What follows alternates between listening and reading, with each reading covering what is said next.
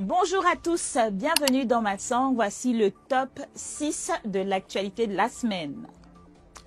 Top 1, samedi 18 octobre 2025, le chef de l'État, chef du gouvernement, son Excellence Brice Clotaire Oligui Nguema, a remis 10 000 ordinateurs à la jeunesse gabonaise au Palais des Sports. Dans le cadre du programme présidentiel, un étudiant, un ordinateur. Ce vendredi 24 octobre, l'exercice a été renouvelé à l'esplanade de la baie des Rois par le ministre de l'économie numérique, Marc-Alexandre Doumbia. Il s'agissait de remettre cette fois-ci 10 000 ordinateurs aux nouveaux bacheliers. Cette initiative visant à mettre la jeunesse au cœur du développement numérique de notre pays.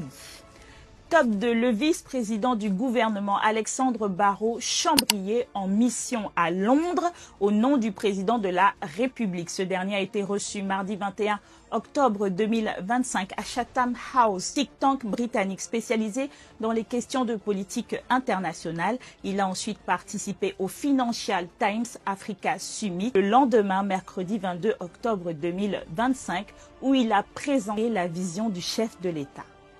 Top 3, cette semaine, les membres du gouvernement ont été auditionnés à tour de rôle par la Commission des finances à l'Assemblée nationale de transition dans le cadre de l'examen du projet de loi de finances 2026. Chaque ministre de la Ve République a présenté et défendu les prévisions budgétaires de son ministère.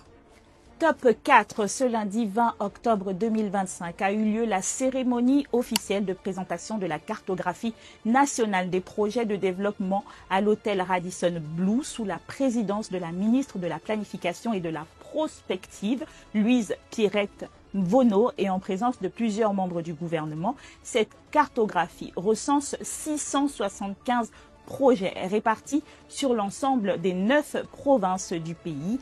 Grâce à elle, les autorités auront un visu réel des projets par secteur. Top 5, le Gabon a été élu membre du Conseil de l'eau de l'OCI pour un mandat de 2 ans, 2025-2027, et désigné vice-président de la 5e CIM.